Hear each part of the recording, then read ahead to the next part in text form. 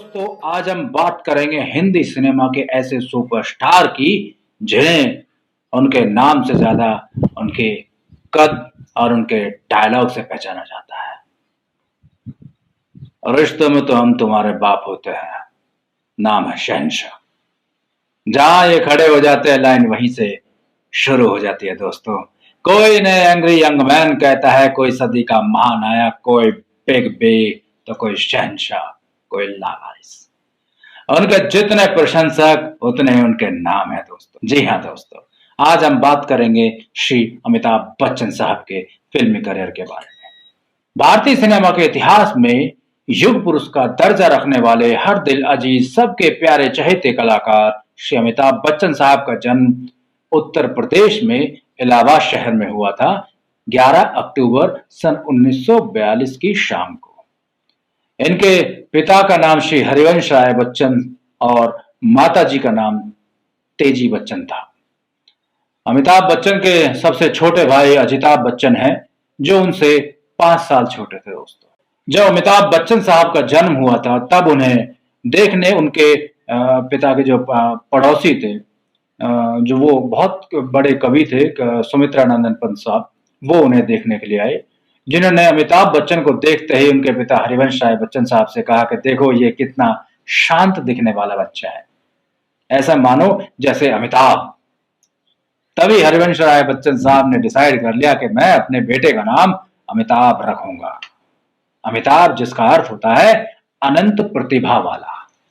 जी हाँ दोस्तों, अमिताभ बच्चन का नाम हरिवंश राय बच्चन साहब ने जब उनका जन्म हुआ था तब रखा था इंकलाब श्रीवास्तव। श्रीवास्तव इनका सरनेम था, तो इनका नाम जब जन्म हुआ था तब रखा गया था इंकलाब, लेकिन अपने मित्र के सुझाव से इन्होंने अपने बेटे का नाम रखा अमिताभ बच्चन। इंकलाब नाम जो रखने का सुझाव था वो भी उनके एक और मित्र थे, अमरनाथ झा साहब, जो स्वतंत्रता सेनानी थे। उन्होंने जो उस वक्त का जो माहौल चल रहा था देश का, आजादी के टाइम का, उस लिहाज से उनका नाम इंकलाब रखा था। हर किसी के जबान पर होता था इंकलाब जिंदाबाद।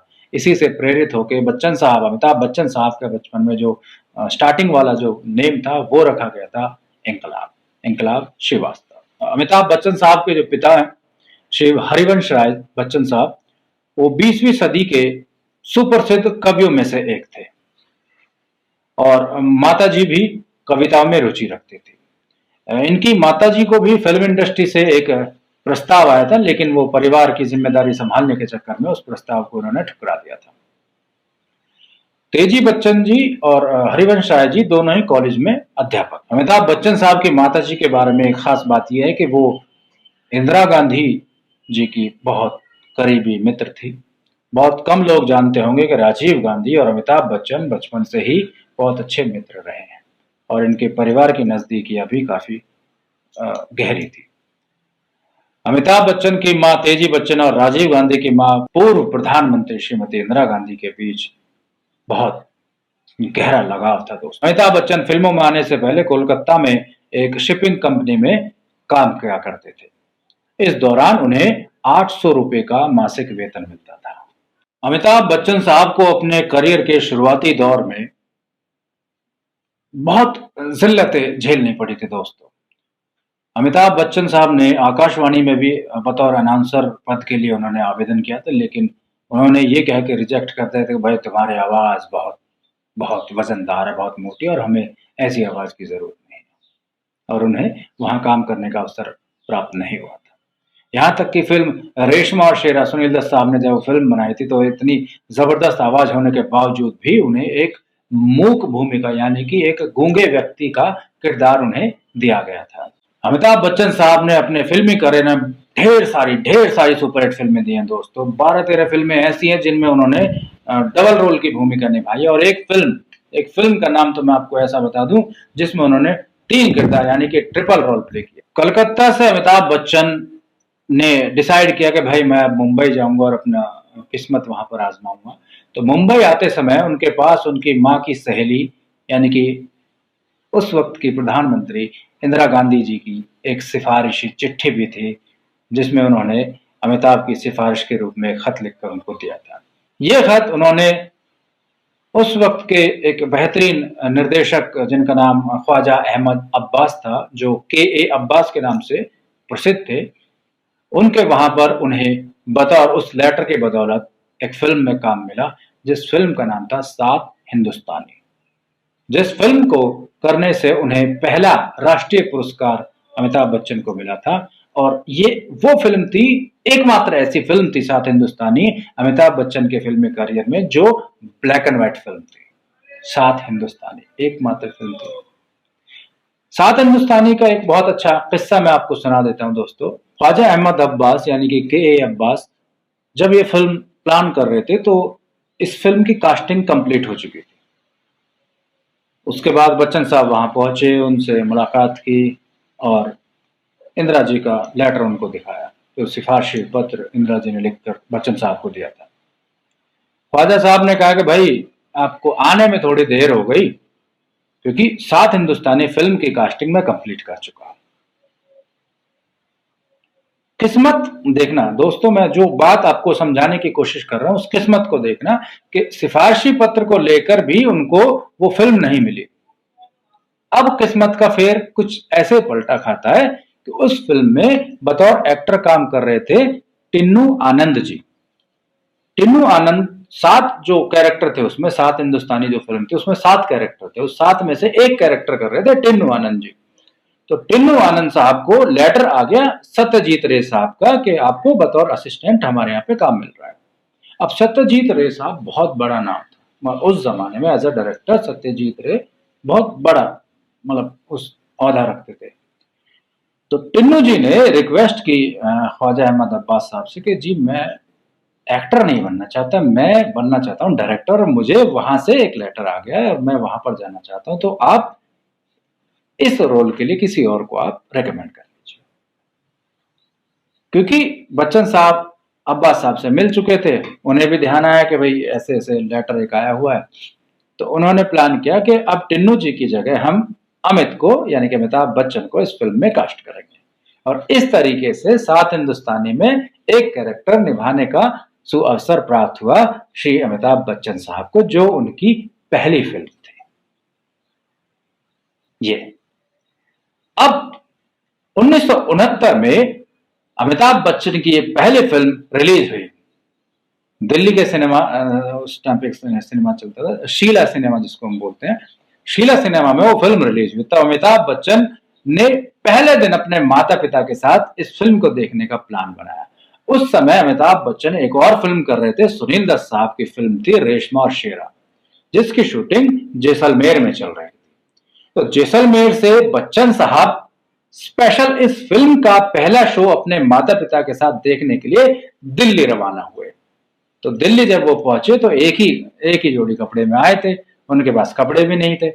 तो उन्होंने अपने पिता के कुर्ते पजामा पहने और शॉल लपेटा और शीला सिनेमा में अपने माता पिता के साथ उस फिल्म को देखने चले गए।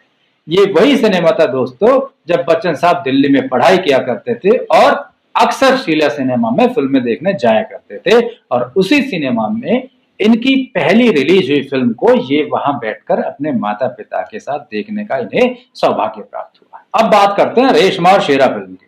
रेशमा और शेरा फिल्म, यह फिल्म इनको कैसे मिली? नरगिस जी जो कांग्रेस में उस वक्त बहुत अच्छा उनका औहदा था, नरगिस जी का इंदिरा जी से बहुत अच्छे कनेक्शन थे। इंदिरा जी के रिकमेंडेशन पे उन्होंने बोला कि भी नरगिस जी को कि ऐसे अगर कोई फिल्म बनाए दत्त साहब तो उसमें इस लड़के को भी काम दिया जाए। तो उस रिकमेंडेशन से बच्चन साहब ने अमित को यानी अमिताभ बच्चन को फिल्म रेशमा और शेरा में कास्ट किया, लेकिन क्योंकि आवाज उस जमाने में इतनी भारी आवाज ज्यादा लोग पसंद नहीं करते थे, ऐसा कुछ लोगों का मानना था।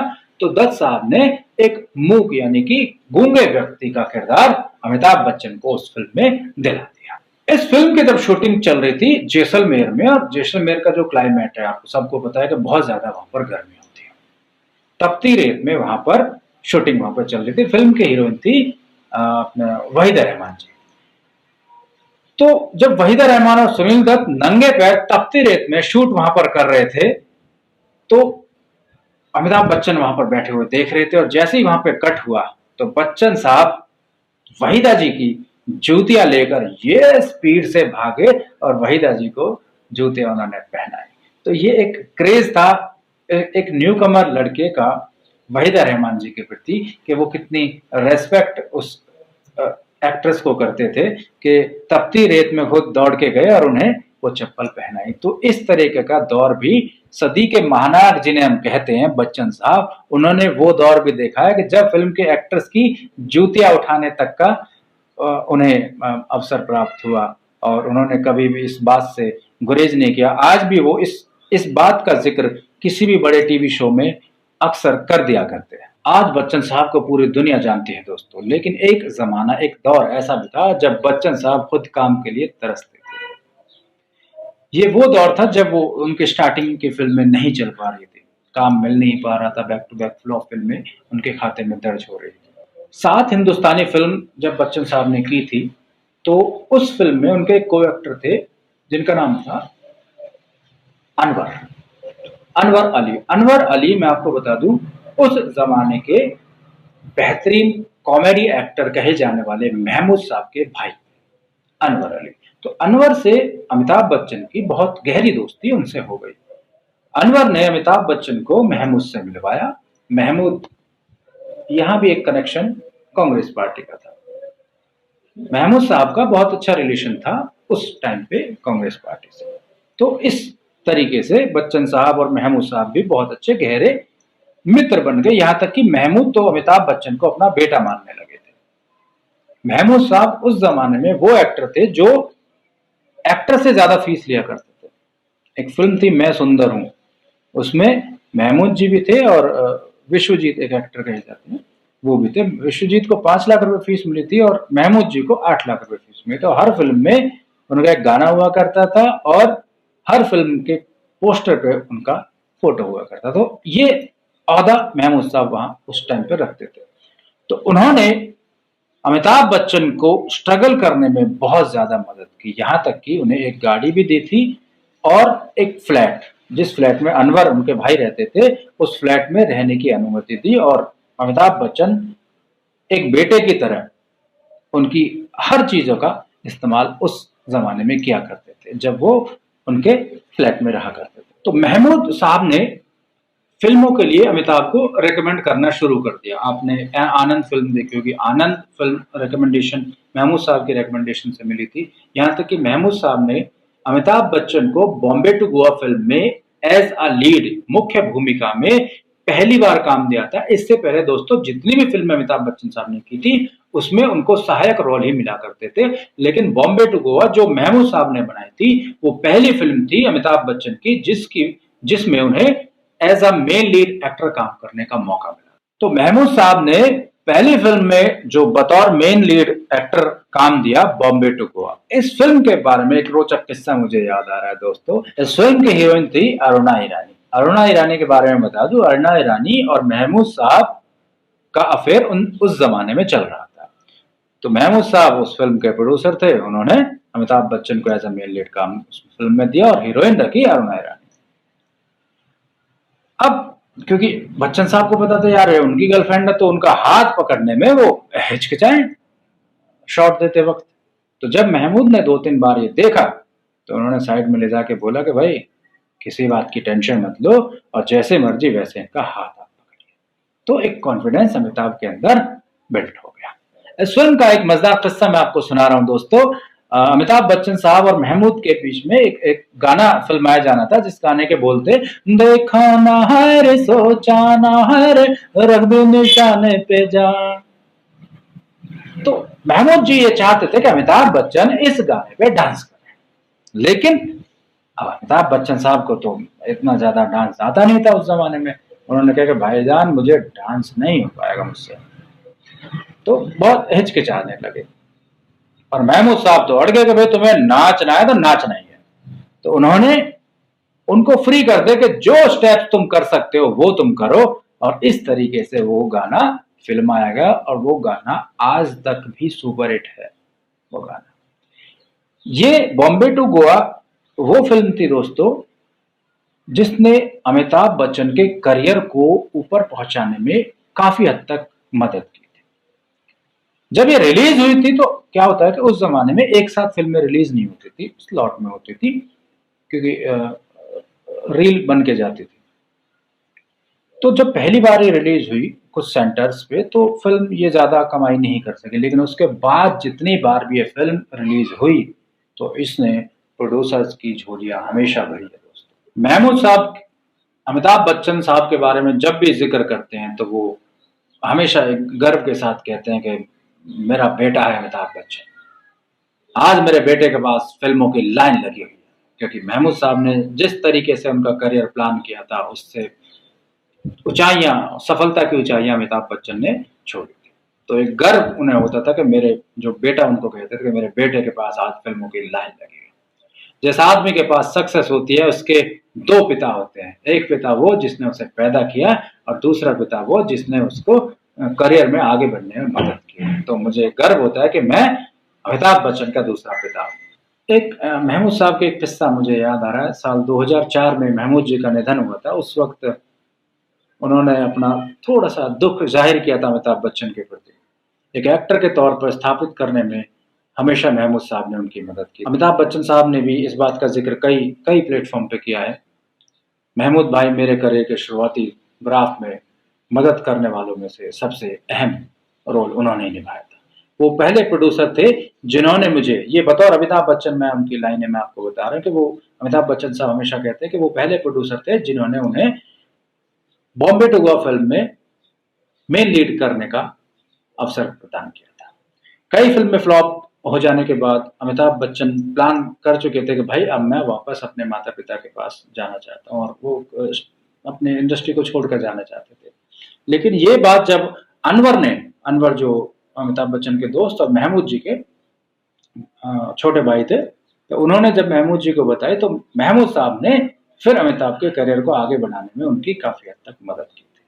कलकत्ता में जब अमिताभ बच्चन जी काम करते थे तो अमिताभ और अजित आबी, इनके जो छोटे भाई हैं, तो ये वहां पर काम करते थे और जितनी पगार मिलती थी सब ये अपने ऊपर खर्च कर डालते थे और माँ बाप को चिट्ठी लिख देते थे भाई हमें कुछ पैसे की जरूरत है। तो इस तरीके से वहां पर ये रहा करते थे। फिर अमिताभ बच्चन साहब ने डिसाइड किया कि भाई अब मैं बम्बई जा रहा हूँ तो अब मैं घर से कोई मदद नहीं लूंगा। ये डिसीजन इन्होंने वहां पर लिया था। जब बच्चन साहब मुंबई आए तब बंटी बंटी यानी इनके छोटे भाई बंटी भी मद्रास से उन्होंने अपना ट्रांसफर मुंबई करा लिया था और कोलाबा की एक लॉज में ये दोनों वहां पर ठहर गए थे। शुरू में अमिताभ भी इन्हीं के साथ रहे थे अपने भाई के साथ, लेकिन 6 महीने बाद जो जिताब की जो कंपनी थी उन्होंने उन्हें वापस बुला लिया था। पहली 2 फिल्में जो इनको मिली थी अमिताभ बच्चन साहब को, उनमें जो थोड़ा बहुत पैसा इनको मिला था उससे कितने दिन घर चल सकता था। अब इनके पास रहने के लिए वांदे पड़ गए। खुद अमिताभ बच्चन साहब बताते हैं कि कई रातें इन्होंने सड़क पे गुजारी है, समंदर के किनारे सो के, जो बर्थ पड़ी होती है वहां पर उस पे इन्होंने रह के कुछ रातें वहां पर गुजारी है। फिर उन्होंने अपने माता पिता के एक परिचित जो मुंबई में रहती थी, उनका नाम था शंकरी बाई खेतान। उनका मरीन ड्राइव पे एक मकान था, वहां पर ये उनकी सिफारिश से वहां पर रहने लगे। लेकिन वहां से जो फिल्मी क्षेत्र है हमारा अंधेरी का, वो काफी दूर पड़ जाता था, तो उन्हें आने जाने में दिक्कतें होती थी। अब इस मुश्किल दौर में उनकी मदद करने के लिए अवतरित हुए महमूद साहब। क्योंकि अनवर ने उनकी सिफारिश उनसे कर दी थी और फरिश्ते की तरह उन्होंने अमिताभ बच्चन की मदद वहां पर की। वे अंधेरी में महमूद भाईजान के बंगले में एक फ्लैट में रहे। अमिताभ बच्चन महमूद जी के अंधेरी में जो स्थित उनका एक बंगला था, वहां 7 साल तक ये उनके पास रहे हैं दोस्तों। 7 साल मुंबई में, जहां आदमी एक रात किसी को रहने का ठिकाना नहीं देता, वहां अमिताभ बच्चन महमूद जी के घर पर 7 साल रहे थे और जगुआर गाड़ी उनकी यूज किया करते थे, जिसमें अमिताभ बच्चन और अनवर दोनों स्ट्रगल करने जाते थे। अब आप इस बात से अंदाजा लगा लीजिए कि कितनी मदद महमूद साहब ने वहां उस जमाने में अमिताभ बच्चन की थी। अब बात करते हैं बहुत बड़े डायरेक्टर साहब ऋषिकेश मुखर्जी की, जिन्होंने अमिताभ बच्चन के फिल्मी करियर को बहुत बहुत हिट फिल्में उनके थ्रू मिली थी। अब्बास साहब अब्बास जी जो ख्वाजा अहमद अब्बास जो सात हिंदुस्तानी फिल्म के डायरेक्टर थे, उन्हीं के रेफरेंस से अमिताभ बच्चन ऋषिकेश मुखर्जी से मिले थे। अब्बास साहब ने बताया बहुत टैलेंटेड लड़का, इसको आप एक फिल्म में जरूर लीजिएगा। और जब उनको बताया कि ये हरिवंश राय साहब बच्चन साहब के बेटे हैं, पूरी डिटेल उनके सामने उन्होंने बताई। और इन्होंने मेरी फिल्म सात हिंदुस्तानी में काम किया, बहुत अच्छा लड़का और इसको काम की तलाश है, और आप इन फ्यूचर जब भी कोई फिल्म बनाए तो इसे जरूर काम दीजिएगा। तो उस जमाने में ऋषिकेश मुखर्जी आनंद फिल्म बनाने की सोच रहे थे। आनंद फिल्म का बहुत अच्छा किस्सा है कि पहले जो फिल्म एक्चुअल में की थी राजेश खन्ना साहब ने की थी, लेकिन ऋषिकेश मुखर्जी उस फिल्म को बनाने का प्लान कर रहे थे राज कपूर साहब के साथ। राज कपूर साहब उस टाइम पे फिल्म बना रहे थे, कोई और फिल्म, शायद संगम थी वो फिल्म, जो उस फिल्म में वो बिजी थे। तो उन्होंने बोला यार शशि कपूर को आप ले लीजिए। शशि कपूर के बंगले पे गए, उस जमाने में मोबाइल फोन चलते नहीं थे, वहां गए तो वो लंदन गए हुए थे। फिर राजेंद्र कुमार से बात की, लेकिन वहां भी बात नहीं। फिर राजेश खन्ना को जब ये स्टोरी सुनाई तो राजेश खन्ना ने भी पहले मना किया कि यार इसमें कोई हीरोइन नहीं है, कैसे फिल्म चलेगी, मैं रोमांटिक स्टार हूँ। पर उन्होंने रिक्वेस्ट किया और उन्होंने इस फिल्म को करने के लिए हामी भर दी। अब इसमें दूसरा कैरेक्टर था एक डॉक्टर का।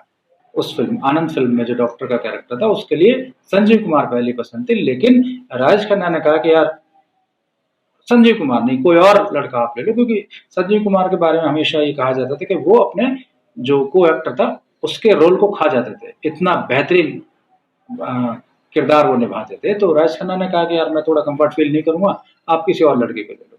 तब महमूद साहब जो एनसीसीपी उसके प्रोड्यूसर थे, उनको बोला कि यार अमित को आप देखिए इस फिल्म में। तो अमित यानी अमिताभ बच्चन को उस फिल्म में एक कैरेक्टर, जो बेहतरीन कैरेक्टर उन्होंने प्ले किया था, वो उन्हें करने का मौका मिला। तो ऋषिकेश मुखर्जी साहब के सामने जब दोबारा से अमिताभ बच्चन का जिक्र हुआ तो उन्होंने पहले सात हिंदुस्तानी फिल्म को देखा। देखने के बाद जब वो फुल कॉन्फिडेंट हो गए कि हाँ यार ये हमारे डॉक्टर बाबू का किरदार निभाने के लिए सक्षम है, तब उन्होंने अमिताभ बच्चन को वो कैरेक्टर निभाने का अवसर प्रदान किया। और यहां से जन्म होता है दोस्तों एक अमिताभ बच्चन का, जो सदी के महानायक बने। क्यों? क्योंकि राजेश खन्ना साहब उस जमाने में बहुत बड़े एक्टर थे, बहुत बड़े सुपरस्टार थे, और उनके सामने अमिताभ बच्चन जब एक्ट करते तो कहीं भी नहीं दबते उनसे, कहीं भी। एक सुपरस्टार और एक नया लड़का जब दोनों आमने सामने उस किरदार में टक्कर होती है तो अमिताभ बच्चन कहीं भी उस किरदार में दबते नजर नहीं आते। तो यहां से एक जन्म हुआ, लोगों ने रेकमेंड करना और सीरियस लेना अमिताभ बच्चन को शुरू करता है कि यार भले इसकी पहली फिल्में फ्लॉप रही हो, लेकिन इस बंदे में दम है। और यहां से आगे के लिए उनका करियर और आसान होता चला गया। आनंद फिल्म और परवाना फिल्म में काम करने के लिए अमिताभ को जो मेहनताना मिला था वो 30-30 हजार रुपए मिला था। इसलिए अमिताभ बच्चन जो महमूद साहब का जो फ्लैट था उसके बाद उन्होंने वो छोड़ दिया था, और जूहू पार्ले स्कीम में नॉर्थ साउथ रोड पर 7 नंबर के मकान में बच्चन साहब वहां पर रहने लगे। आनंद फिल्म ने सफलता के सारे झंडे गाड़ दिए थे दोस्तों। इस बीच अमिताभ की जितनी फिल्में थी वो साइड रोल की थी। शुरू की 1 दर्जन फिल्में पूरी होने तक अमिताभ लगभग जीरो ही थे। इनमें आनंद के अलावा एकमात्र बॉम्बे टू गोवा ऐसी फिल्म थी जिसमें अमिताभ के नटखट रोल को दर्शकों ने बहुत पसंद किया था। आनंद फिल्म ने सफलता के सारे झंडे गाड़ दिए थे दोस्तों। 12 मार्च सन 1971 को आनंद फिल्म रिलीज हुई थी। अमिताभ बच्चन ने खुद एक इंटरव्यू में जिक्र किया था कि जिस दिन आनंद फिल्म रिलीज हुई थी उस दिन ये अपनी गाड़ी में सुबह जब इन्होंने पेट्रोल भरवाया तो किसी ने इनको नहीं पहचाना, लेकिन जब 1-2 दिन बाद वापस ये उसी पेट्रोल पंप पर गाड़ी में पेट्रोल भरवाने गए तो वहां पर लोगों का जमावड़ा लग गया था। लोग ऑटोग्राफ लेने के लिए अमिताभ के इर्द गिर्द घूमने लगे थे। तो ये पहचान उनको जो मिली वो मिली आनंद फिल्म। आनंद फिल्म जब बच्चन साहब कर रहे थे तो उसमें एक सीन था जब राजेश खन्ना का उसमें निधन होना था और वहां अमिताभ को अपने डायलॉग्स बोलने थे, लेकिन इनको बोलने के लिए अमिताभ बहुत कंफ्यूज थे कि मैं किस तरीके से इसको परफॉर्म करूं। तो इस कैरेक्टर के लिए उन्होंने महमूद साहब से मदद मांगी कि महमूद जी ये जरा मुझे थोड़ा सा ट्रेन करिए इसमें। तो महमूद साहब ने उनको बताया कि आप सिर्फ इतना देखो कि राजेश खन्ना मर गया है, ये सोच लो, मतलब कहने का एक मतलब समझो, क्योंकि राजेश खन्ना वो इंसान थे जो हर इंसान उस जमाने में उनसे प्यार करता था, आज भी करते हैं, लेकिन उस जमाने में क्योंकि इतना बड़ा ओहदा था उनका, एक बहुत बड़े सुपरस्टार थे, हर हर दिल अजीज थे। तो अमिताभ बच्चन को महमूद जी ने सिर्फ इतना कहा कि ये सोच लो कि राजेश खन्ना सच में मर गया, अब तुम्हें अपना दुख व्यक्त करना है। बस इतनी सी बात अमिताभ बच्चन ने अपने जहन में डाल लिया। और जब बच्चन साहब को कैरेक्टर करने का मौका मिला, सामने राजेश खन्ना साहब मृत अवस्था में लेटे हुए और बच्चन साहब जो रोते हैं, जो कैरेक्टर डायलॉग डिलीवरी उन्होंने वहां पर की दोस्तों, हर हर बंदा रो पड़ा था उस सीन को देखते हुए। और वहां से अमिताभ बच्चन का जन्म हुआ था। महमूद साहब अपने एक इंटरव्यू में कहते हैं कि वैसे तो अमिताभ मेरी बहुत इज्जत करता है, लेकिन उसकी एक हरकत ने मुझे गहरा धक्का यानी दुख पहुंचाया था। बात उस वक्त की है दोस्तों जब महमूद साहब की तबीयत खराब थी और वो हॉस्पिटल में एडमिट थे, और उसी दौरान हरिवंश राय बच्चन जी वो भी उस टाइम पे उसी हॉस्पिटल में एडमिट थे। तो अमिताभ बच्चन साहब जब उनकी बाईपास सर्जरी हुई थी तो अमिताभ बच्चन जी उन्हें देखने बीच कैंडी हॉस्पिटल में गए थे। तो अपने पिता हरिवंश जी को तो वो देखने गए, लेकिन उसी हॉस्पिटल में महमूद जी भी एडमिट थे जिन्हें वो देखने नहीं गए। तो इस बात से महमूद जी को बहुत दुख हुआ। तो यहाँ महमूद जी ने कहा था कि अमिताभ ने ये साबित कर दिया कि असली पिता होता है और नकली पिता नकली होता है।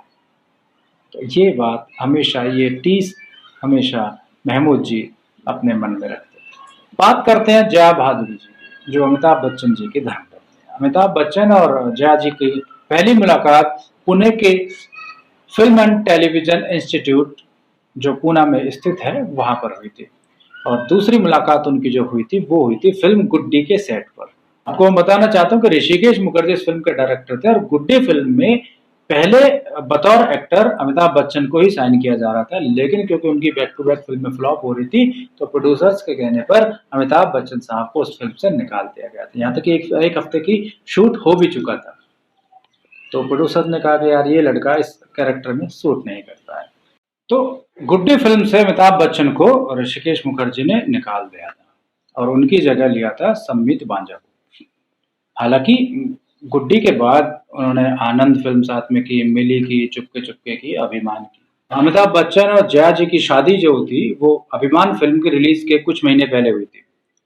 उनकी इससे पहले फिल्म जंजीर सुपरहिट हो चुकी थी और इस फिल्म के क्रू मेंबर्स को एक फॉरेन टूर पे जाना था। अमिताभ बच्चन जी ने अपने पिता से इजाजत मांगी कि मैं विदेश टूर पे जाना चाहता हूँ। तो हरिवंश राय बच्चन साहब ने पूछा कि भाई क्या जया भी तुम्हारे साथ जा रही है? तो बच्चन साहब ने कहा हाँ भाई वो जा रही है। तो हरिवंश राय जी ने कहा कि भाई पहले शादी करो, उसके बाद जहां जया को ले जाना आप ले जा सकते हो।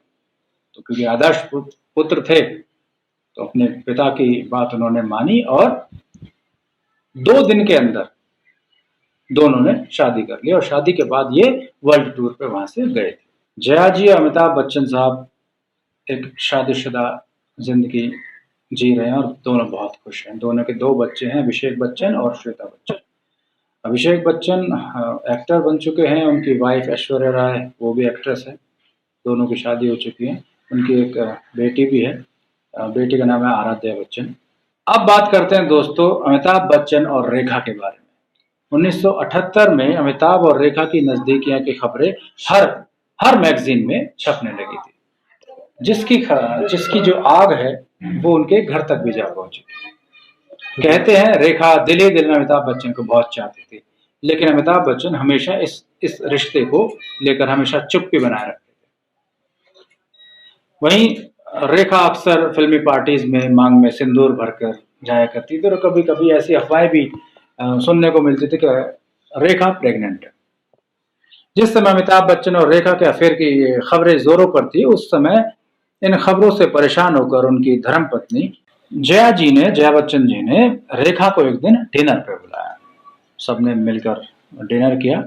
डिनर के बाद जया जी ने बहुत शांत स्वभाव में रेखा जी से कहा कि रेखा जी मैं अमिताभ को कभी नहीं छोड़ूंगी।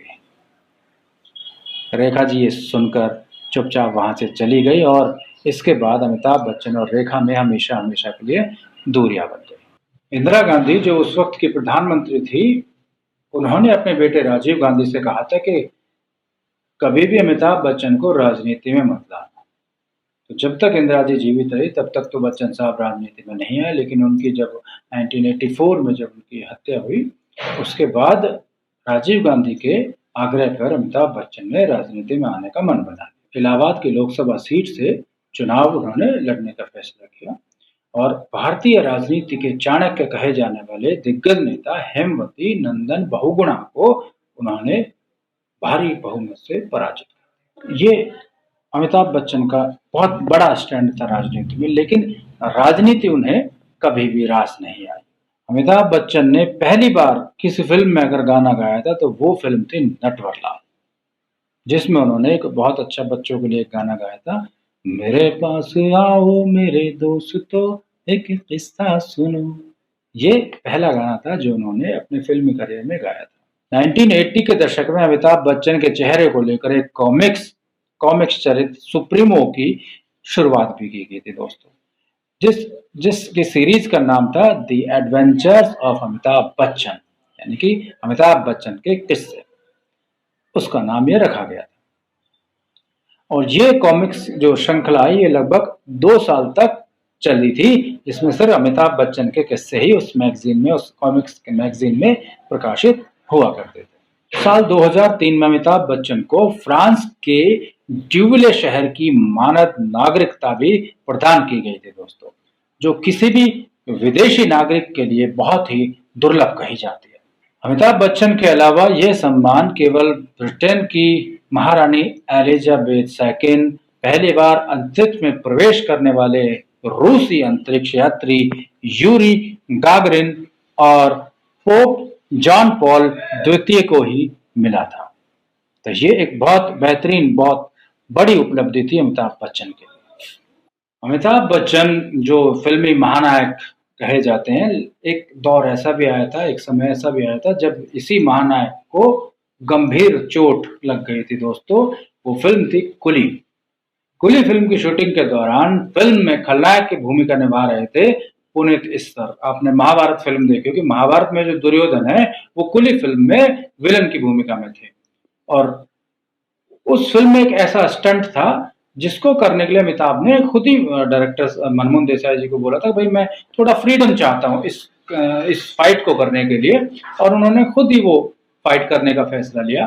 तो उस फाइट में वो अचानक थोड़ा सा आना था यहाँ और आ गए यहाँ, और सडनली वो उनका जो मुक्का था पुनीत इस्सर जी का, वो मुक्का उनके पेट में जा गया और मुक्का लगने के बाद उनको एक टेबल पे गिर के नीचे गिरना था, और वो सच में उनको घूसा लग गया और वो टेबल से छलांग मारते हुए नीचे गिरे, जिसके बाद वो बहुत बुरी तरीके से घायल हो गए और उन्हें मुंबई के ब्रीच कैंडी हॉस्पिटल में एडमिट कराया गया। उस वक्त की प्रधानमंत्री इंदिरा गांधी जी उन्हें स्वयं देखने वहां हॉस्पिटल में गई थी, और वहां के डॉक्टर्स को इंदिरा गांधी ने कहा था कि चाहे कुछ भी हो जाए अमिताभ बच्चन को कुछ नहीं होना चाहिए, ये हम हर हालत में जीवित रहना चाहिए। उन्हीं के आग्रह पे विदेश फॉरेन से डॉक्टर्स बुलाए गए उनके ट्रीटमेंट के लिए, और उनका ट्रीटमेंट वहां पर कराया गया। उसी दौरान उनकी वाइफ जया बच्चन जी रोजाना ब्रीच कैंडी हॉस्पिटल से सिद्धिविनायक मंदिर पैदल जाया करती थी, जो लगभग 6 किलोमीटर है। 6 किलोमीटर जाना और 6 किलोमीटर आना, ये डेली जया जी अमिताभ बच्चन के लिए दुआ मांगने के लिए डेली का उनका रूटीन बन गया था।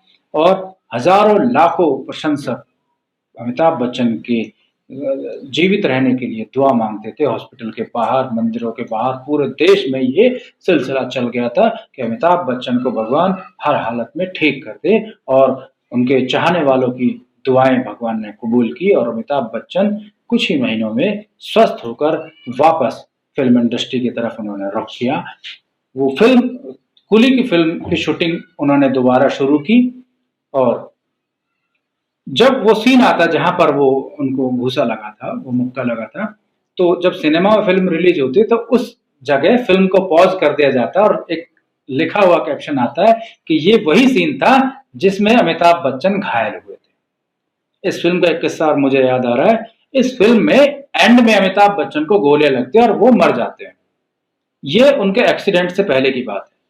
लेकिन जब वो एक्सीडेंट से ठीक होकर मौत के मुंह से वापस आए थे, तब डायरेक्टर ने उस क्लाइमैक्स सीन को चेंज कर दिया था और ये कह के चेंज किया था कि जो रियल में मौत के मुंह से वापस आ जाए उसे हम फिल्म में मरता हुआ कैसे दिखा सकते हैं। अमिताभ बच्चन के स्वास्थ्य के बारे में आप इसी बात से अंदाजा लगा सकते हैं दोस्तों कि कितनी गहरी चोट उन्हें लगी थी, क्योंकि डॉक्टर्स ने उनकी फैमिली मेंबर्स को बोल दिया था कि आप आखिरी बार अमिताभ बच्चन को देख लीजिए। वो इतनी गंभीर चोट उनको लगी थी, लेकिन जो उनके फैंस, करोड़ों फैंस की जो दुआएं थी, मंदिरों में, मस्जिदों में, गुरुद्वारों में, चर्च में, हर जगह उनके लिए दुआएं हो रही थी। वो दुआएं ऊपर वाले ने कबूल की और उन्हें सही सलामत जीवित अवस्था में, स्ट्रांग अवस्था में वापस फिल्म इंडस्ट्री की तरफ उन्हें काम करने के लिए भगवान ने भेज दिया और वापस उससे भी ज्यादा एनर्जी लेकर वो फिल्म इंडस्ट्री में आए। अमिताभ बच्चन शुद्ध शाकाहारी हैं दोस्तों। जानवरों के हितों के लिए काम करने वाली अंतर्राष्ट्रीय जो संस्था है, people for the ethical treatment of animals, PETA द्वारा कराए गए पोल में उन्हें हॉटेस्ट वेजिटेरियन अलाइव का खिताब भी अमिताभ बच्चन साहब को दिया गया था। अमिताभ बच्चन साहब ने अपने फिल्मी करियर में सुपरस्टार राजेश खन्ना साहब के साथ 2 फिल्में की थी दोस्तों। एक फिल्म थी नमक हराम और दूसरी फिल्म थी आनंद। दोनों ही फिल्मों के डायरेक्टर थे ऋषिकेश मुखर्जी। सबसे अच्छी बात यह है कि इन दोनों ही फिल्मों में अमिताभ बच्चन को उनके बेहतरीन अभिनय के लिए सर्वश्रेष्ठ सह अभिनेता का फिल्म फेयर पुरस्कार इन दोनों फिल्मों में मिला था। यानी कि सुपरस्टार राजेश खन्ना बेहतरीन कलाकार और सहायक कलाकार के रूप में अमिताभ बच्चन को अवार्ड मिला था। 1981 में अमिताभ बच्चन की लावारिस फिल्म जब पर्दे पर रिलीज हुई थी, सिनेमा पर रिलीज हुई थी, तो इसने सारे रिकॉर्ड्स तोड़ दिए थे। लावारिस फिल्म के बहुत बेहतरीन किस्से ऐसे हैं जो मैं आपको बताना चाह रहा हूँ। उस फिल्म में एक गाना था, मेरे अंगने में तुम्हारा क्या काम है। जब ये गाना रिलीज हुआ था तो इस गाने ने बेहतरीन रिकॉर्ड्स तोड़े थे उस जमाने में। ये वो दौर था दोस्तों जब अमिताभ बच्चन पर आंख बंद करके प्रोड्यूसर्स, फाइनेंसर्स पैसा लगाने को राजी हो जाते थे। प्रकाश मेहरा के इस फिल्म में अमिताभ बच्चन के साथ जीनत अमान, अमजद खान, रंजीत लीड रोल्स में, और उस जमाने में आप अंदाजा लगा लीजिए कमाई के रूप में, उस दौर में इस फिल्म ने 9 करोड़ रुपए कमाए थे उस दौर में। इसके बावजूद इस फिल्म की वजह से अमिताभ बच्चन को आलोचनाएं भी झेलनी पड़ी थी दोस्तों, जिन्हें बयां कर पाना बहुत मुश्किल है। साल दर साल लोगों ने किसी तरह उनका सिर्फ मजाक ही उड़ाया था इस फिल्म के जरिए, क्योंकि इस फिल्म में वो एक महिला किरदार के रूप में उन्हें पर्दे पर दिखाया गया था। जब चुनाव अमिताभ बच्चन लड़े थे इलाहाबाद से, तो इलाहाबाद की गलियों में उनके वो जो लेडीज कैरेक्टर उन्होंने, महिला किरदार उन्होंने निभाया था, उसके पोस्टर्स गलियों में लगा दिए गए थे। उनके इलेक्शन के दौरान उनके जो अपोजिशन पार्टीज थी, हमेशा उनका मजाक उड़ाया करता था। इस फिल्म की रिलीज के कई साल बाद तक उन्हें नचनिया कहकर बुलाया जाता था, नचनिया। फिर भी इन सब से हटकर अमिताभ बच्चन जब चुनाव लड़े तो उन्होंने बहुत अंतराल से अपने विपक्षी पॉलिटिशियन को वहां पर हराया था, लेकिन राजनीति उन्हें रास नहीं आया और उन्होंने राजनीति से हमेशा हमेशा के लिए संन्यास ले लिया था। सौम्य बंदोपाध्याय अपनी किताब अमिताभ बच्चन में कहते हैं कि प्रीव्यू थिएटर में बैठकर इस फिल्म को पहली बार जब जया बच्चन ने देखा था तो वो गुस्से में बाहर आ गए थे। उन्हें ये गीत और उनके साथ ये जो सीन जो उन्होंने निभाए थे, ये जो इस गाने में, मेरे अंगने में, इस गाने में जो निभाए थे वो उन्हें पसंद नहीं आए थे। लेकिन ये वही गाना था जिसे अमिताभ बच्चन 5 साल की उम्र से सुनते आ रहे थे। इस अश्लीलता और गीत के बोल बाद में इतने लोकप्रिय हुए कि अमिताभ बच्चन के स्टेज शो में ये गाना अक्सर बजा करता था, मेरे अंगने में तुम्हारा क्या काम है। सिर्फ देश में ही नहीं दोस्तों, विदेशों में भी इस गाने का बहुत चलन हो गया था। और ये कहना गलत नहीं होगा कि आज भी जब हम लावारिस फिल्म को याद करते हैं तो उस फिल्म के इस गीत की वजह से याद करते हैं कि उस फिल्म में गाना था, मेरे अंगने में तुम्हारा क्या काम है। ये गाना उस दौर का बहुत बड़ा गाना था। तो इस गाने से आलोचनाएं भी मिली और वाहवाही भी अमिताभ बच्चन को मिली। इंदिरा गांधी जब जीवित थी तो उन्होंने राजीव गांधी को चेतावनी दी थी कि कभी भी अमिताभ बच्चन को राजनीति में ना उतारे। ये चेतावनी इंदिरा गांधी ने अपनी हत्या यानी कि 31 अक्टूबर 1984 से कुछ दिनों पहले ही दी थी। उस समय राजीव गांधी ऑल इंडिया कांग्रेस कमेटी के महासचिव हुआ करते थे दोस्तों। सन 1980 की बात है दोस्तों, जब इंदिरा गांधी ने तेजी बच्चन से नजदीक होने के बावजूद फिल्म अभिनेत्री नरगिस को राज्यसभा भेजने का फैसला किया था।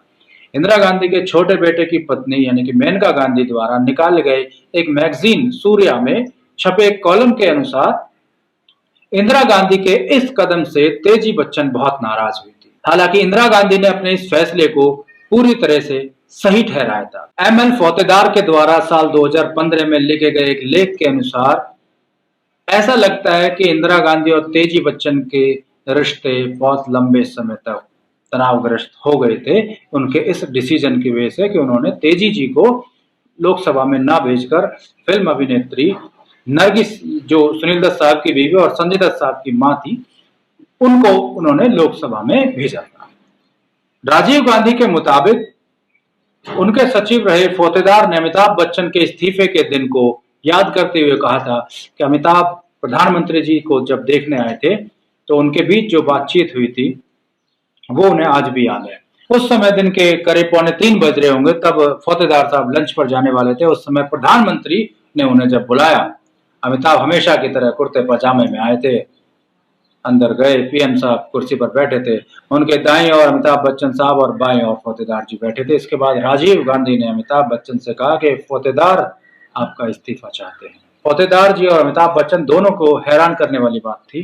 तब अमिताभ बच्चन ने कहा कि यदि फौतेदार साहब हमारा इस्तीफा चाहते हैं तो मैं तैयार हूँ, लाइए पेपर दीजिए, मुझे क्या लिखना है बताइए।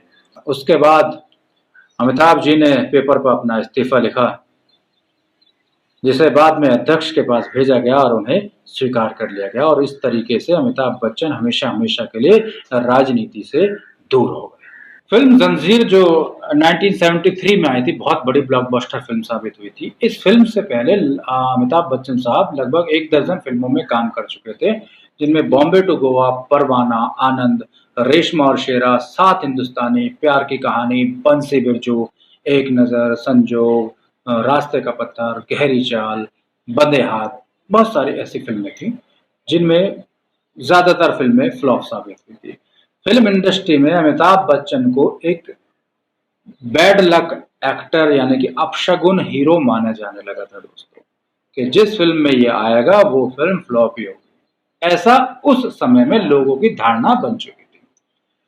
1.5 वर्षों के इस अंतराल में अमिताभ अपने फिल्मी करियर का सबसे खराब दौर उसको मानते हैं, लेकिन इन विफलताओं के बावजूद उन्होंने सफलता हासिल की, क्योंकि इनका मानना है कि असफलता के बीच में ही कहीं ना कहीं सफलता के बीच छिपे होते हैं। रामनाथन की बॉम्बे टू गोवा फिल्म में अमिताभ बच्चन का काम देखकर ही प्रकाश मेहरा और सलीम जावेद ने जंजीर फिल्म का ऑफर अमिताभ बच्चन साहब को दिया था। इस समय तक अजिताभ जो इनके भाई हैं वो भी मुंबई वापस लौटकर आ चुके थे और बतौर इनके सेक्रेटरी कम बिजनेस मैनेजर का काम उन्होंने संभाल लिया था। जंजीर फिल्म जो अमिताभ बच्चन को मिली थी, जंजीर फिल्म पहली पसंद नहीं थे अमिताभ बच्चन जंजीर फिल्म के लिए। जंजीर फिल्म एक्चुअली में धर्मेंद्र साहब के लिए लिखी गई थी। धर्मेंद्र जी ने 17,500 रुपए में सलीम खान जो सलमान खान के फादर है उन्होंने वो फिल्म लिखी थी। 17,500 में धर्म जी ने वो फिल्म खरीद ली थी और अपने पास रख ली थी, लेकिन कुछ कारण ऐसे हुए थे कि वो जंजीर फिल्म को कर नहीं पाए और धर्म जी ने ही वो फिल्म की स्टोरी जो है प्रकाश मेहरा जी को दी थी कि इस फिल्म को हम साथ में मिलके बनाएंगे, क्योंकि एक फिल्म और वो पहले कर चुके थे धर्म जी के साथ। लेकिन सरकमस्टांसेस कुछ ऐसे बने कि धर्म जी वो फिल्म नहीं कर पाए। उनके छोटे भाई को लॉन्च करना था तो उस प्रोसेस में धर्म जी बिजी थे, तो उन्होंने कहा कि भाई अगर ये फिल्म तुम किसी और के साथ करना चाहते हो तो आप कर सकते हो। तो प्रकाश मेहरा जो उस फिल्म के प्रोड्यूसर भी थे, डायरेक्टर भी थे, उन्होंने ये फिल्म दिलीप साहब को भी सुनाई, देव आनंद जी को भी सुनाई और राजकुमार जी को भी सुनाई, लेकिन कहीं बात नहीं बन पाई। तब प्राण जो उस फिल्म में कैरेक्टर निभा रहे थे, तो प्राण के बेटे रॉनी जो अमिताभ बच्चन के दोस्त थे, उन्होंने मेहरा साहब को, प्रकाश मेहरा जी को कहा कि आप अमित को इस फिल्म में लीजिए, वो बहुत अच्छा एक्टर है। अमिताभ उससे पहले प्रकाश मेहरा से एक दो बार मिले भी थे, लेकिन बस हाय हेलो उनसे हुई थी। तो जब रोनी ने, जो प्राण साहब के बेटे थे, उन्होंने सिफारिश की कि आप उन्हें लीजिए, तो जावेद अख्तर ने कहा कि भाई आपने तो मेरे मुंह की बात छीन ली। जावेद अख्तर ने कहा प्रकाश मेहरा को, आप पहले बॉम्बे टू गोवा फिल्म देख लो। तो उन्होंने बॉम्बे टू गोवा फिल्म देखी। बॉम्बे टू गोवा फिल्म में अमिताभ बच्चन का कैरेक्टर उन्हें बहुत पसंद आया।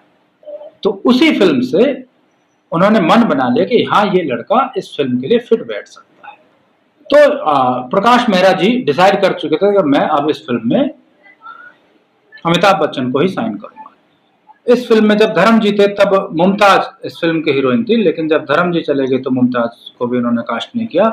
हीरोइन के रूप में इन्हें जया बच्चन जी को, जया भादुड़ी उस वक्त उनका नाम था, जया भादुड़ी को उस फिल्म में उन्होंने कास्ट कर लिया, जो अमित जी के साथ पहले बंसी बिरजू, एक नजर, ऐसी फिल्में उनके साथ वो कर चुके थे। और इन दोनों की जोड़ी जब इस फिल्म में आई तो सुपरहिट हुई।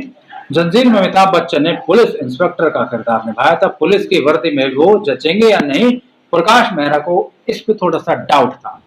तब सलीम जावेद ने कहा, जो उस फिल्म के राइटर थे, कि इस रोल के लिए अमिताभ बच्चन से बेहतर कोई चॉइस नहीं हो सकती है। और अमिताभ बच्चन के टैलेंट का अंदाजा फिल्म के डायरेक्टर प्रकाश मेहरा को ड्यूरिंग द शूट ही हो गया था। दोस्तों, एक सीन था जब प्राण, यानी कि खान का किरदार जो प्राण साहब निभा रहे थे, खान को पुलिस स्टेशन में आना था और कुर्सी पर बैठना था, लेकिन जैसे ही वो कुर्सी पर बैठने वाले होते हैं, विजय यानी कि अमिताभ बच्चन कुर्सी में लात मार के उसको गिरा देता है। और जब डायलॉग जो बोलता है, उस डायलॉग से प्राण साहब भी अंदर तक हिल गए थे। वो डायलॉग कुछ इस तरीके से था दोस्तों, जब तक बैठने को ना कहा जाए चुपचाप शराफत से खड़े रहो, ये पुलिस स्टेशन है, तुम्हारे बाप का घर नहीं। और ये डायलॉग जब उन लोगों ने देखा, हिल गए अंदर से। और यही डायलॉग था दोस्तों जिसने अमिताभ बच्चन को सुपरस्टार बना दिया था। इस सीन के बाद प्राण साहब प्रकाश मेहरा को हाथ पकड़कर साइड में लेके गए और बोला कि प्रकाश, याद रखना, ये लड़का एक दिन बहुत बड़ा स्टार बनेगा। और प्राण साहब की बात सच साबित हुई दोस्तों। वही अमिताभ जिसको कभी काम के लाले पड़ते थे, कोई काम देने को राजी नहीं होता था, वही अमिताभ एक दिन सदी का महानायक बन के उभरा। जो प्रोड्यूसर, डायरेक्टर, फाइनेंसर अमिताभ की फिल्मों में पैसा लगाने को राजी नहीं होते थे, वो आज अमिताभ के पीछे लाइन लगा के खड़े होते हैं। जंजीर वो फिल्म थी दोस्तों जिसमें काम करने वाले हर इंसान को स्टारडम हासिल हुआ। फिल्म के डायरेक्टर प्रकाश मेहरा बहुत बड़े डायरेक्टर बने बाद में। सलीम जावेद बहुत बेहतरीन फिल्में उन्होंने लिखी, शोले उसके बाद उन्होंने लिखी थी। प्राण साहब बहुत बड़े किरदार उससे पहले भी थे, उसके बाद और बड़ा उनका नाम हो गया। और अमिताभ बच्चन की तो मतलब किस्मत ही खुल गई थी। इस फिल्म के हिट होने के बाद अमिताभ बच्चन अपने माता पिता को बॉम्बे ले आए थे, क्योंकि राज्यसभा में डॉक्टर बच्चन, उनका जो कार्यकाल था वो पूरा हो चुका था। और बंटी जो इनके भाई अजिताभ है, वो शिपिंग की ट्रेनिंग लेने के लिए विदेश उनका ट्रांसफर हो गया था जर्मनी में, तो वो चले गए। तो अमिताभ बच्चन अपने माँ बाप को अपने पास ले आए थे मुंबई। जंजीर फिल्म के बाद अमिताभ बच्चन की 2 फिल्में और आई थी जो बहुत बड़ी हिट साबित हुई थी। एक फिल्म थी दीवार और दूसरी फिल्म का नाम था शोले।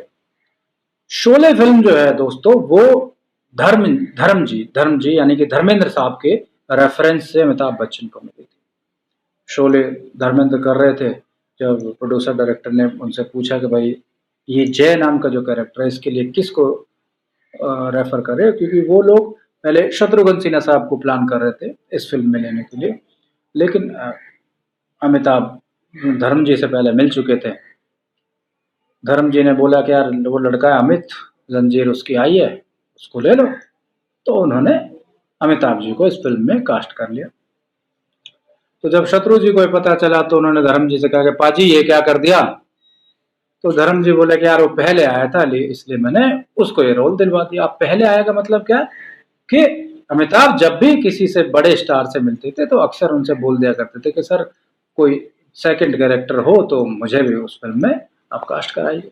तो ये पहले आने का मतलब हो। तो धर्म जी से अमिताभ जी ने पहले कह रखा था कि कोई कैरेक्टर हो तो मुझे याद कीजिएगा, तो इसलिए शोले में धर्म जी ने अमिताभ को रेफर करा दिया। दोस्तों, अमिताभ बच्चन साहब अपने फिल्मी करियर में 200 से भी ज्यादा फिल्में कर चुके हैं, जिनमें 13 फिल्मों में उन्होंने डबल रोल प्ले किया था। और एक फिल्म ऐसी है जिसमें उन्होंने ट्रिपल रोल प्ले किया। डबल रोल वाली फिल्म में मैं आपको याद दिला देता हूँ, बंदे हाथ, कस्मे वादे, डॉन, द ग्रेट गैम्बलर, सत्ते पे सत्ता, बेमिसाल, आखिरी रास्ता, तूफान, बड़े मियाँ छोटे मियाँ, सूर्यवंशम, लाल बादशाह, हम कौन है, अदालत, देश प्रेमी। और एक फिल्म ऐसी थी महान जिसमें उन्होंने ट्रिपल रोल प्ले किया था। अमिताभ बच्चन को प्यार से बिग बी और शहंशाह भी कहा जाता है। दोस्तों एक किस्सा मुझे और याद आ रहा है खुदा गवाह फिल्म के टाइम का।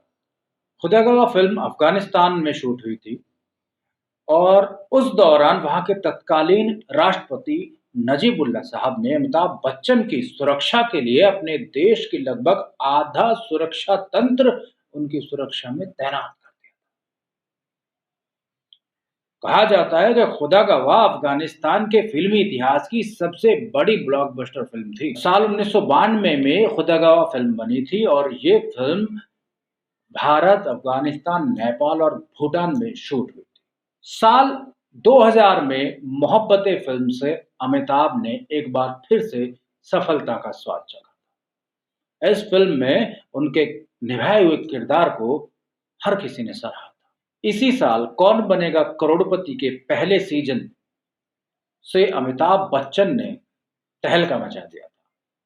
कौन बनेगा करोड़पति ब्रिटिश गेम शो पर आधारित था। केवल एक सीजन को अगर हम छोड़ दें तो बाकी जितने भी सीजन कौन बनेगा करोड़पति के आए हैं उन सभी की होस्ट अमिताभ बच्चन साहब रहे थे।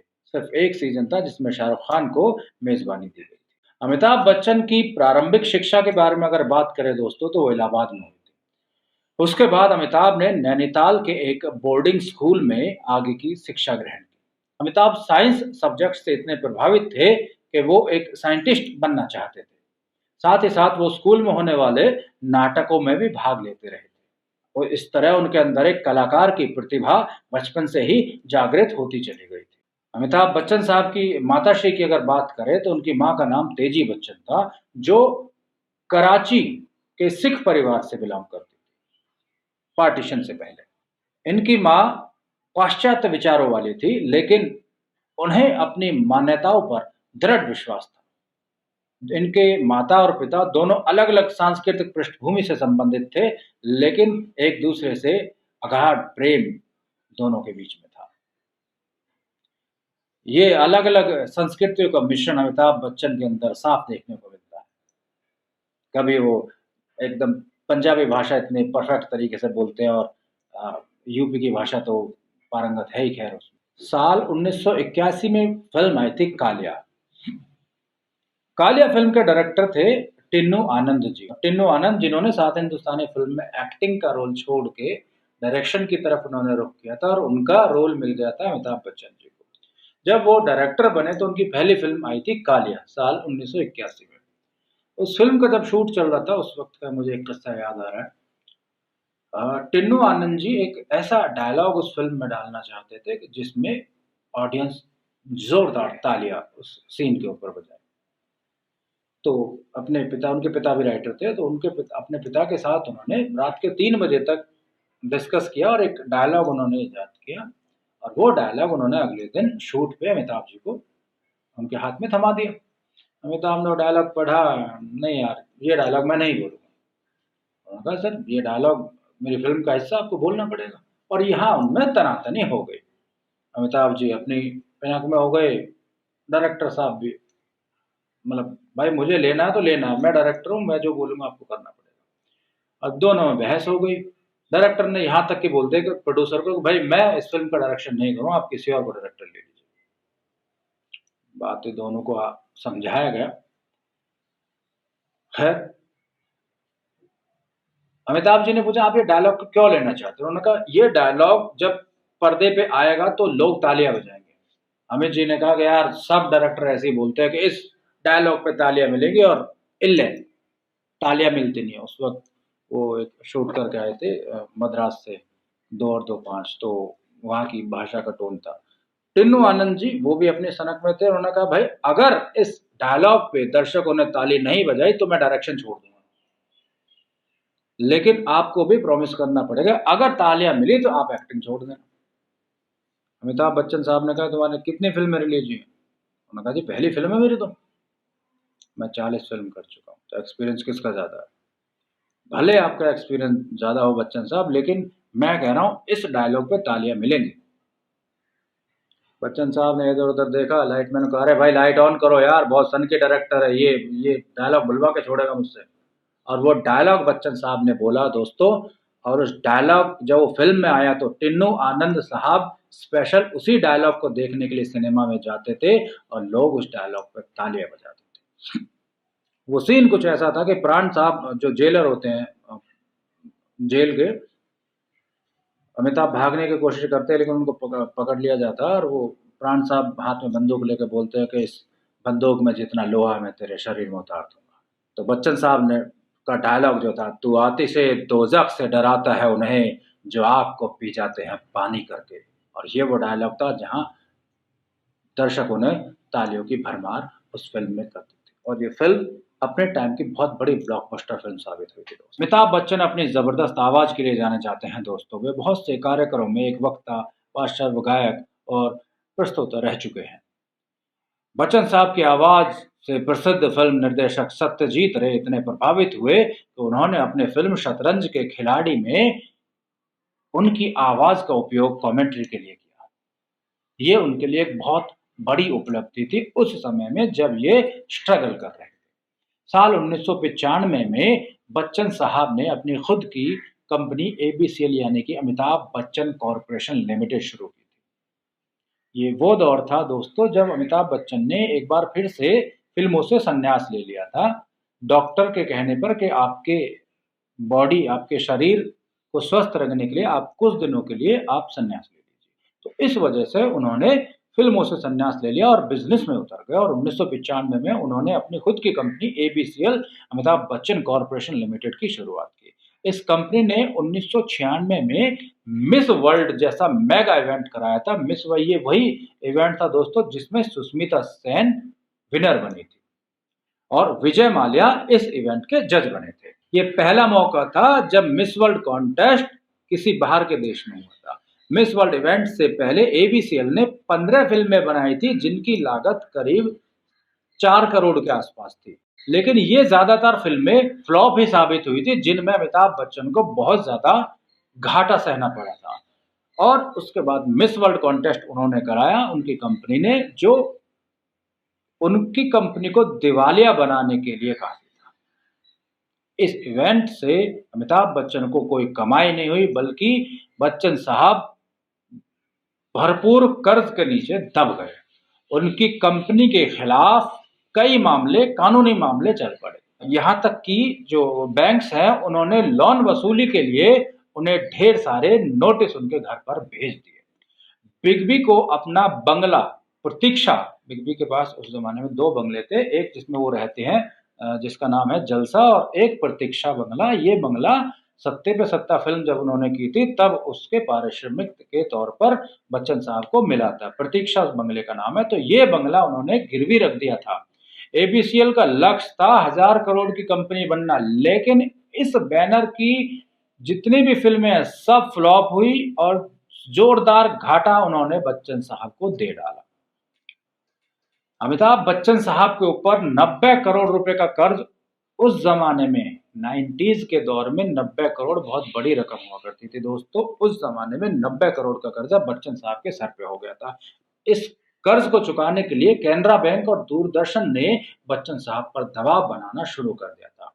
यहाँ तक कि बॉम्बे हाई कोर्ट ने भी तब उनको अपना बंगला प्रतीक्षा और 2 फ्लैट बेचने से मना कर दिया था। हालांकि बच्चन साहब ने अपनी दलील में कहा था कि उन्होंने अपने इस बंगले को सहारा इंडिया फाइनेंस के पास गिरवी रख दिया है ताकि वो एबीसीएल के लिए फंड जुटा सके। इसके बाद केंद्र सरकार के industrial and financial reconstruction board ने एबीसीएल को बीमारी कंपनी यानी कि दिवालिया कंपनी घोषित कर दिया था, जिस पर $14 मिलियन का कर्ज था। ये वो दौर था दोस्तों जब अमिताभ बच्चन बेहद संकट के दौर से गुजर रहे थे, और इस दौर में उनका सहारा बनकर आए थे अमर सिंह जी। अमर सिंह जी ने अमिताभ के उस बुरे दौर में उनको एक भाई की तरह उनका सहारा दिया और हर संभव मदद उन्होंने उस वक्त अमिताभ बच्चन साहब की थी। इसके बाद अमिताभ बच्चन ने जनवरी 2013 में दिए गए एक इंटरव्यू में कहा था कि तब कर्ज से मुक्ति पाने में यश चोपड़ा और केबीसी ने उनकी काफी मदद की। इतना कर्जा बच्चन साहब पे हो गया था कि एक इंटरव्यू मुझे याद है, उनका इंटरव्यू मैंने देखा था कि उन्होंने अपने दोस्तों से कहा था कि भाई तुम अपनी गाड़ियां मेरे बंगले में पार्क कर दिया करो, ताकि लोगों को ये ना लगे कि अमिताभ बच्चन के पास आज के टाइम में गाड़ियां भी नहीं है। ये वो दौर था। फिर उन्होंने डिसाइड किया कि मुझे अपने कर्ज को उतारने के लिए वापस फिल्म इंडस्ट्री का रुख करना पड़ेगा, जहां मुझे इतना ज़्यादा सम्मान और शोहरत मिली थी। तो फिर से उन्होंने डिसाइड किया कि मुझे वापस फिल्म इंडस्ट्री जाना है, और उन्होंने दरवाज़ा खटखटाया किसका? यश चोपड़ा साहब का। यश चोपड़ा साहब जिनके साथ वो कई ब्लॉकबस्टर फिल्में कर चुके थे अब से पहले, दीवार, कभी कभी, काला पत्थर, ऐसी बहुत सारी फिल्में जो यश चोपड़ा साहब के साथ उन्होंने की थी। तो उनका दरवाज़ा उन्होंने खटखटाया और उन्होंने एक फिल्म जो उन्हें ऑफर की, उस फिल्म का नाम था मोहब्बत। और मोहब्बत फिल्म वो फिल्म थी जहां से इनको सफलता का स्वाद वापस चखने को मिल गया। इसके बाद कौन बनेगा करोड़पति स्टार प्लस पे जो आया था, उसने इतनी शोहरत, इतना पैसा अमिताभ बच्चन साहब को दिया कि उनका जितना भी कर्ज था उनके ऊपर, वो कर्ज चुकता हो गया। एक रिश्ता फिल्म अक्षय कुमार के साथ आई थी, अमिताभ बच्चन, करिश्मा कपूर, जूही चावला उस फिल्म में थे। उस फिल्म के शूट के वक्त अमिताभ बच्चन ने पूरी यूनिट में मिठाइयां बंटवाई थी कि भाई मेरे ऊपर जो कर्जा था वो आखिरी कर्जा भी आज चुकता हो गया, इसलिए सब भाई मुंह मीठा कीजिए। तो इस तरीके से संकट के बुरे दौर से अमिताभ बच्चन बाहर निकल आए थे। अमिताभ बच्चन को ये भी कह दिया था कि भाई आप अपने आप को दिवालिया घोषित कर दो और सारा कर्ज आपका माफ हो जाएगा, लेकिन अमिताभ बच्चन फेलियर्स नहीं कहलाना चाहते थे। उन्होंने कहा नहीं, मैं ये कर्जा मेरे सर पे है, मैं इस कर्जे को ईमानदारी से चुकता करूंगा, और उन्होंने अपने आप को दिवालिया कहने से मना कर दिया था, और धीरे धीरे धीरे धीरे वो सारा कर्जा उन्होंने चुकता कर दिया था। दोस्तों, अमिताभ बच्चन जो चलता फिरता सिनेमा कहा जाता है, उन्हें अपने पूरे फिल्मी करियर में ढेर सारे पुरस्कारों से नवाजा गया है। दोस्तों, आइए हम बात करते हैं उन कुछ पुरस्कारों के बारे में जो उन्हें आज तक मिले हैं। फिल्म फेयर अवार्ड की अगर हम बात करें तो साल 1971 में उनको बेस्ट सपोर्टिंग एक्टर का जो अवार्ड मिला था वो आनंद फिल्म के लिए मिला था। इसके बाद 2 साल बाद फिर से बेस्ट सपोर्टिंग एक्टर का अवार्ड इनको मिला फिल्म नमक हराम के लिए। दोनों ही फिल्मों में राजेश खन्ना इनके मेन लीड एक्टर थे और ये सपोर्टिंग एक्टर थे, और दोनों ही फिल्मों में इनको अवार्ड मिला बेस्ट सपोर्टिंग एक्टर का। फिर बेस्ट एक्टर का अवार्ड मिला इन्हें 1977 में अमर अकबर एंथनी फिल्म के लिए। एक साल बाद सन 1978 में बेस्ट एक्टर का अवार्ड मिला फिल्म डॉन के लिए। 1990 में film fair life time achievement award से बच्चन साहब को फिर से नवाजा गया। 1991 में सुपरहिट फिल्म हम के लिए इन्हें बेस्ट एक्टर का अवार्ड मिला। साल 2000 में सबसे बड़ा अवार्ड इनको मिला, वो अवार्ड था मिलेनियम सुपरस्टार का। मिलेनियम साल 2000 में इन्हें बेस्ट सपोर्टिंग एक्टर का अवार्ड मिला फिल्म मोहब्बतें के लिए। 2001 में क्रिटिक्स अवार्ड फिल्म अक्स के लिए। 2003 में film fair award, film fair power award था वो साल 2003 में। साल 2005 में क्रिटिक्स अवार्ड मिला था ब्लैक फिल्म के लिए, और बेस्ट एक्टर का अवार्ड भी ब्लैक फिल्म के लिए उस टाइम पे इनको मिला था।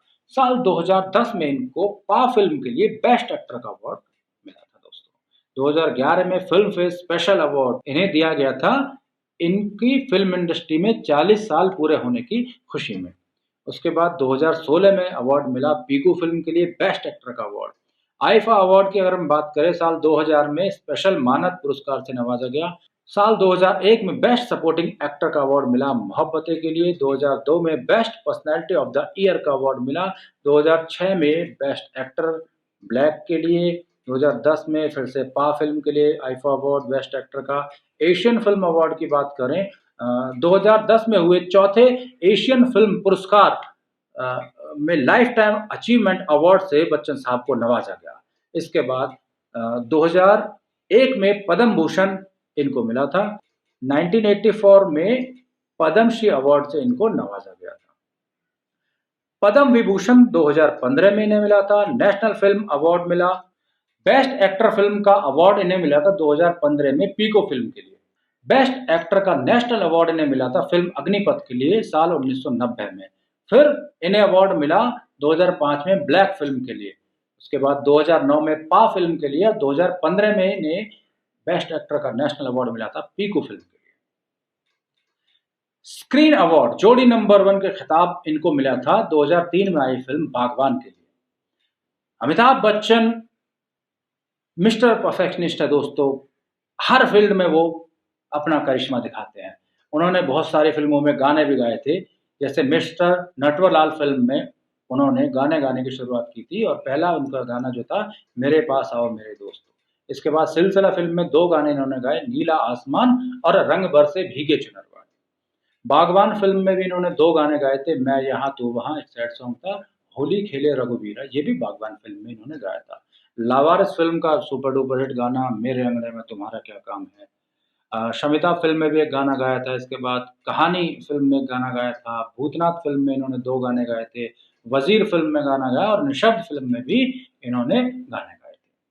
अपना बच्चन साहब जब राजनीति में आए, उन्हें राजनीति ज़्यादा रास नहीं आई, यहाँ के तौर तरीके वो समझ नहीं पाए और उन्होंने 3 साल में ही अपना इस्तीफा सौंप दिया। इस्तीफे के बाद इन्होंने फिर से फिल्म इंडस्ट्री का रुख किया और उनकी पहली फिल्म आई शहंशाह। इस ब्रेक के बाद जो राजनीति के लिए इन्होंने ब्रेक लिया था, उसके बाद पहली फिल्म आई शहंशाह। और शहंशाह दोस्तों वो फिल्म है जो बहुत बड़ी ब्लॉकबस्टर फिल्म साबित हुई थी। लेकिन एक और किस्सा इस फिल्म का है, जब ये फिल्म रिलीज हुई थी तो अपोजिशन पार्टीज ने अमिताभ बच्चन की इस फिल्म को रिलीज ना करने के लिए आवाज उठानी शुरू कर दी थी। उनका कहना था कि ये शख्स बोफोर्स केस में इसका नाम है तो इसकी फिल्में हमें नहीं देखनी है। लेकिन अपोजिशन पार्टी के लाख विरोध करने के बाद भी ऑडियंस इतनी पागल थी अमिताभ बच्चन को वापसी फिल्म इंडस्ट्री में फिल्म के पर्दे पर देखने के लिए कि एडवांस बुकिंग में शहंशाह फिल्म ने पिछले सारे रिकॉर्ड्स तोड़ दिए थे। 2 ही फिल्में उस टाइम पे ऐसी गिनी जाती थी, एक तो मुगले आजम थी जिसका एडवांस बुकिंग इतनी शानदार हुई थी और दूसरी फिल्म थी शहंशाह। शहंशाह अपने टाइम की बहुत बड़ी ब्लॉकबस्टर फिल्म साबित हुई थी दोस्तों, लेकिन उसके बाद जितनी भी फिल्में आई लगातार बैक टू बैक इनकी फिल्में फ्लॉप होती रही थी। एक फिल्म इन्होंने बनाई थी राजनीति से प्रेरित होकर इंकलाब। राजनीति का इनका बहुत गंदा एक्सपीरियंस था, उसको लेकर इन्होंने फिल्म बनाई इंकलाब। इंकलाब में राजनीति के जितने भी कड़वी सच्चाई है वो इस फिल्म में दिखाने की अमिताभ बच्चन साहब ने कोशिश की थी, लेकिन दुर्भाग्यवश ये फिल्म भी उनके राजनीतिक करियर की तरह फ्लॉप साबित हुई थी। एक किस्सा मुझे और याद आ रहा है, जब अमिताभ बच्चन स्ट्रगलिंग पीरियड में थे तो महमूद साहब उनको लेके फिल्म बना रहे थे बॉम्बे टू गोवा, लेकिन कई बार अमिताभ बच्चन हेजिटेट हो जाते थे और डायलॉग भूल जाते थे। उनका मनोबल बहुत डाउन हो चुका था क्योंकि उससे पहले सारी फिल्में इनकी बैक टू बैक फ्लॉप थी। अब महमूद साहब ने क्या ट्रिक अपनाई, अपने क्रू मेंबर्स को उन्होंने कहा कि भाई जब भी अमिताभ डायलॉग बोले तो आप उनको एनकरेज कीजिए, ताली हो जाइए। क्रू मेंबर्स वैसे ही करने लगे, जैसे अमिताभ डायलॉग खत्म करे सब लोग तालियां बजा दे। तो अमिताभ सोचने लगे कि यार मेरे अंदर तो थोड़ा टैलेंट आने लगा है, और धीरे धीरे वो गुड बेटर और बेस्ट बनते चले गए। ये बहुत अच्छी ट्रिक थी जो महमूद साहब ने इनके आत्मविश्वास को जगाने के लिए इस्तेमाल की थी। सेम वैसी ही ट्रिक एक फिल्म आई थी कुछ साल पहले, नौटंकी साला। नौटंकी साला में भी यही सेम ट्रिक अपनाई गई थी उस एक्टर के अंदर का आत्मविश्वास को जगाने के लिए, और यही वाला किस्सा बताया गया था कि किस तरह से महमूद साहब ने अमिताभ बच्चन साहब के छुपे हुए टैलेंट को बाहर निकालने के लिए तालियां बजवाई थी। वैसे ही इस फिल्म में भी वही किस्सा दोहराया गया था। प्रकाश मेहरा साहब के साथ इन्होंने जंजीर की और मनमोहन देसाई के साथ भी इन्होंने बैक टू बैक फिल्में करनी शुरू की थी। मनमोहन देसाई बना रहे थे धर्मेंद्र साहब को लेके 2-3 फिल्में उन्होंने बनाई थी, जैसे चाचा भतीजा और धर्मवीर, बहुत बड़ी ब्लॉकबस्टर फिल्में थी। फिर देसाई साहब ने धर्म जी से कहा कि हम अमर अकबर एंथनी साथ में काम करेंगे, तो धर्म जी उस वक्त 18 से 20 घंटे काम करते थे। उन्होंने बोला यार मनमोहन तू ये फिल्म किसी और एक्टर के साथ कर ले, मैं फिर कभी तेरे साथ कर लूंगा क्योंकि मैं बहुत बिजी चल रहा हूँ। मनमोहन देसाई साहब ने कुछ नहीं कहा, वो चुपचाप चले गए। उसके बाद दोनों के रास्ते अलग हो गए और ये फिल्म आ गई अमिताभ बच्चन साहब के खाते में। और यहाँ से इनका, जैसे प्रकाश मेहरा के साथ बैक टू बैक फिल्में हिट हो रही थी अमिताभ बच्चन जी की, वैसे ही मनमोहन देसाई के साथ ही बैक टू बैक फिल्में हिट हो रही थी। लेकिन एक एक मोड ऐसा आया दोनों डायरेक्टर और अमिताभ बच्चन के बीच में, जब दोनों ने एक ही समय पर एक जैसा कॉन्सेप्ट अमिताभ बच्चन को ऑफर कर दिया। जादूगर फिल्म बनाई थी प्रकाश मेहरा साहब ने अमिताभ बच्चन को लेके, और तूफान बनाई थी मनमोहन देसाई ने। दोनों ही फिल्म जादू के ऊपर थी, सेम कॉन्सेप्ट, सेम एक्टर, और एक ही टाइम पे दोनों का शूट चल रहा है। अमिताभ बच्चन ने ना उन्हें बताया ना इन्हें बताया कि मैं प्रकाश जी की फिल्म कर रहा हूं, और ना प्रकाश जी को बताया कि मैं मनमोहन जी की फिल्म कर रहा हूं। दोनों फिल्में जब एक साथ आई और दोनों फिल्में फ्लॉप होगी, जिससे मनमोहन देसाई, प्रकाश मेहरा और अमिताभ बच्चन के रिश्तों में खटास पैदा हो गई। दोनों जादू की फिल्में फ्लॉप होने के बाद अमिताभ बच्चन इतने सतर्क हो गए कि यार मैं जादू की फिल्में नहीं करूंगा। अब उसके बाद एक और फिल्म उनको ऑफर हुई, जिस फिल्म का नाम था मिस्टर इंडिया। ये भी थोड़ा सा जादू इसमें फिल्म में था, लेकिन बच्चन साहब ने कहा यार ये जादू की फिल्में चलती नहीं है मेरे से, तो मैं इस फिल्म में काम नहीं करूंगा। तो ये फिल्म आ गई किसके खाते में? अनिल कपूर साहब के, और फिल्म हो गई बहुत बड़ी ब्लॉकबस्टर। अनिल कपूर जी एक उन्होंने अपने इंटरव्यू में कहा था कि भाई अमिताभ बच्चन जिन फिल्मों को ठुकरा दे वो आप मेरे पास ले आना, मैं वो फिल्में कर लूंगा। और लाजमी भी है उनका ये कहना, क्यों? क्योंकि मिस्टर इंडिया अमिताभ बच्चन ने ठुकराया, अनिल कपूर को मिली, बहुत बड़ी हिट हुई। उन्होंने मेरी जंग फिल्म ठुकराई थी सुभाष घई जी की, वो अनिल कपूर ने की, वो बहुत बड़ी हिट हुई। इसके बाद Slumdog Millionaire Amitabh Bachchan ji को ऑफर हुई थी, वो भी उन्होंने ठुकरा दी, तो अनिल कपूर ने कर दी वो फिल्म। तो अनिल कपूर हमेशा ये कहते रहते हैं कि भाई जब अमिताभ बच्चन फिल्में ठुकरा दे तो आप मेरे पास आ जाओ। अब हम बात करते हैं दोस्तों उन फिल्मों के बारे में जो या तो अमिताभ बच्चन साहब ने ठुकरा दी थी, या डेट्स की प्रॉब्लम की वजह से वो कर नहीं पाए थे, या उन्हें उन फिल्मों से निकाल दिया गया था। ऐसे ही कुछ फिल्मों की फहरिस्त मैं आपके सामने पेश करने जा रहा हूँ। सबसे पहले मैं बात करता हूँ वेलकम बैक फिल्म की। ये फिल्म ऑफर हुई थी अमिताभ बच्चन साहब को, लेकिन वो कर नहीं पाए, जो नसीरुद्दीन शाह ने बाद में की थी। मंगल पांडे फिल्म जो आमिर खान ने की थी, पहले वो बच्चन साहब को लेके बनाने वाले थे, लेकिन वो फिल्म ये कर नहीं पाए। इसके बाद आपको पहले भी कहीं देखा है, प्रियांशु चटर्जी की फिल्म थी मिशन कश्मीर में, जो संजय दत्त ने रोल किया था, वो बच्चन साहब करने वाले थे, वो नहीं कर पाए। यलगार फिल्म में जो मुकेश खन्ना ने रोल किया, वो बच्चन साहब को ऑफर हुआ था, लेकिन उन्होंने नहीं किया। किंग अंकल फिल्म जो राकेश रोशन जी ने बनाई थी, उसमें जैकी श्रॉफ वाला जो रोल था, वो बच्चन साहब करने वाले थे, नहीं कर पाए। सौदागर फिल्म में भी जो जैकी श्रॉफ का रोल था, वो बच्चन साहब करने वाले थे। जिंदगी एक जुआ बच्चन साहब ने रिजेक्ट की, बाद में अनिल कपूर ने की। मिस्टर इंडिया की। डकैत फिल्म जो बच्चन साहब नहीं कर पाए तो सनी देओल ने की। अल्लाह रखा जैकी श्रॉफ ने की, पहले बच्चन साहब को ऑफर हुई थी। मास्टर जी राजेश खन्ना साहब को बाद में ऑफर हुई। उत्सव फिल्म बाद में शशि शशि कपूर जी ने वो फिल्म की थी, प्रोड्यूसर भी वही थे। जागीर फिल्म जो मिथुन चक्रवर्ती वाला रोल था, वो बच्चन साहब को ऑफर हुआ था। टीवी सीरियल्स, 2 टीवी सीरियल्स भी बच्चन साहब को ऑफर हुए थे दोस्तों, जिनमें विश्वामित्र सीरियल था, जो मुकेश खन्ना ने बाद में वो रोल एक्सेप्ट किया, और महाभारत, जी हाँ, महाभारत में भी भीष्म पितामह का रोल बच्चन साहब को ऑफर हुआ था, लेकिन उन्होंने वो करने से इनकार कर दिया था, और ये रोल भी बाद में मुकेश खन्ना जी की झोली में चला गया था। तो दोस्तों ये थी हमारी छोटी सी पेशकश अमिताभ बच्चन साहब की बायोग्राफी के बारे में। जितना हमसे हो सका हमने आपके सामने वो सारे तथ्य आपके सामने रखे। कुछ गलतियाँ हो तो अपने छोटे भाई समझ के मुझे माफ़ कीजिएगा। फिर लौटूँगा बॉलीवुड हनी के इस सेगमेंट में एक और सुपरस्टार की जीवनी या मज़ेदार किस्से लेकर। तो अभी के लिए अपने इस होस्ट एंड दोस्त अरुण नागर को इजाज़त दीजिए। तो अगर आप इस एपिसोड को यूट्यूब पे देख रहे हैं तो हमारे चैनल को सब्सक्राइब करें, फेसबुक पे देख रहे हैं तो लाइक करें, और अगर इंस्टाग्राम पे देख रहे हैं तो आप हमें फॉलो कीजिए। जय हिंद दोस्तों।